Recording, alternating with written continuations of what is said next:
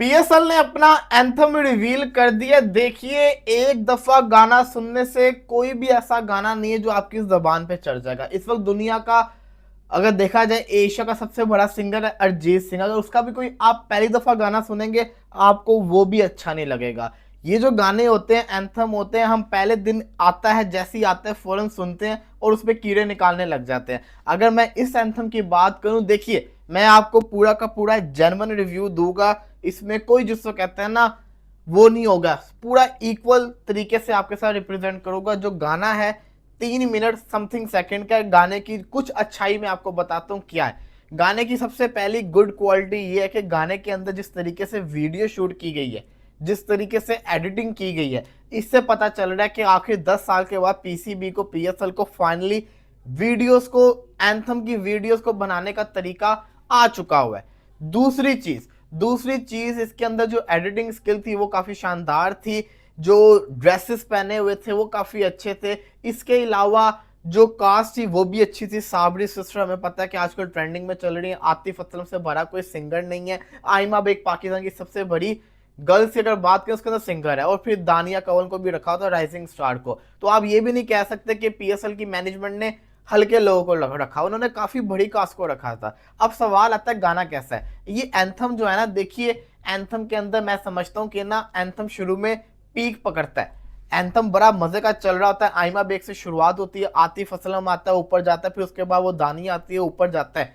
जब main anthem की line आती है ना, खेल के खेलेंगे, ये वाली जो लाइन आती है, फिर वो इंग्लिश में लाइन बोलते हैं, वहां पे मैं समझता हूँ जो लिरिक्स है ना, वो थोड़े चेंज हो सकते थे।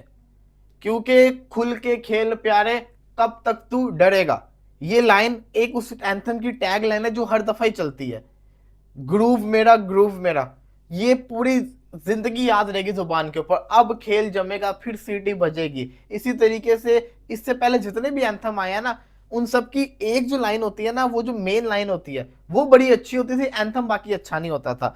इस एंथम की अगर मैं बात करूं, ये पूरा एंथम अच्छा है, लेकिन जो इसकी मेन लाइन है ना, जिसके ऊपर ये एंथम बना हुआ है, वो लाइन जो है ना, उसके लिरिक्स सही तरीके से लिखे नहीं गए। वो सही तरीके से, जैसे कहते हैं ना, बोला नहीं गया, जिससे मजा आपको नहीं आया होगा। बाकी देखा जाए तो जबान पे ये भी चढ़ जाएगा यार। कोई भी गाना हो ना, गंदे से गंदा भी हो, अगर 30-40 दफा आपके कानों में आ जाए ना, तो आपकी जुबान पे वो चढ़ जाता है। अब जब पीएसएल शुरू होगी, चलेगा, तो आपको जिसको कहता है ना, अच्छा लगेगा। लेकिन मैं इतना समझता हूँ कि ना, एंथम की सही तरीके से हाइप क्रिएट नहीं की गई। एंथम को सही तरीके से कहते हैं ना, टाइम के ऊपर रिलीज नहीं किया गया। यहाँ पे गलतियां इन्होंने कर दी हैं, एंड टाइम के ऊपर रिलीज किया है। अब देखना ये कि ये एंथम कितने व्यूज लेता है। मुझे नहीं लगता इसको ज्यादा व्यूज भी मिलेंगे, लोगों को पता ही नहीं है। बाकी नॉर्मल एंथम है। मैं ये समझता हूँ कि जब तक आप पाकिस्तानी प्लेयर्स को इन्वॉल्व नहीं ना करेंगे एंथम के अंदर, तब तक आपका बात नहीं बनेगी। पहले 3 जो एंथम थे वो क्यों सुपर हिट थे, अली जफर के पहले स्पेशली 2, उसके अंदर पाकिस्तानी खिलाड़ी इन्वॉल्व होते थे। शाहिद अफरीदी होता था, साथ ही साथ दूसरे वसीम अकरम, रमीज राजा भी होते थे, उमर गुल होता था। ये सारे के सारे उसके अंदर आते थे, इनका रोल होता था। आपको पाकिस्तानी स्टार्स को बीच में लाना पड़ेगा एंथम को और ऊपर पहुंचाने के लिए, तभी तो एंथम की जो हाइप है ना, वो और बनेगी। अब आप लोग पैसा तो लगा रहे हैं, लेकिन वो उस तरीके से एंथम से व्यूज क्यों नहीं आ रहे? क्योंकि जैसा कहते हैं ना, वो प्लेयर्स उसमें इन्वॉल्व नहीं होते, और फिर लिरिक्स की भी बड़ी बात होती है। लेकिन मैं ये कहूँगा कि यार, हर चीज़ में कीड़े नहीं निकालने चाहिए। एंथम है, एंथम जिसको कहते हैं ना, ऐसे ही होते हैं। अब आगे जाके आपको क्या पता, ये भी अच्छा लगने लग जाए। अगले साल आएगा तो आप कहेंगे ये वाला अच्छा था, अगले साल वाला बुरा है। आजकल जिस तरह सोशल मीडिया का दौर आ गया हुआ है, मीम्स के लिए लोगों को कुछ ना कुछ चाहिए, तो लोग जानबूझ के कीड़े निकालते हैं। ये चीज़ मुझे लगता है सही चीज़ नहीं है। तो रिस्पेक्ट करें, जैसा एंथम आया उसको इज्जत दें। आप ही का अपनी लीग का एंथम है। अभी दुआ करें कि लीग आपकी पूरी खैर खैरियत तरीके से हो जाए। बाकी जी, रही बात, एक और बात कहना चाहूँगा, वो ये बात थी कि मतलब के पीएसएल परसों से शुरू हो रही है। पीएसएल परसों से शुरू हो रही है। खबरें आपको सुनाई जा रही हैं कि शायद पीएसएल के मैचेस, जिसको कहते हैं ना, दोबारा से क्राउड के साथ करवा दिए जाए।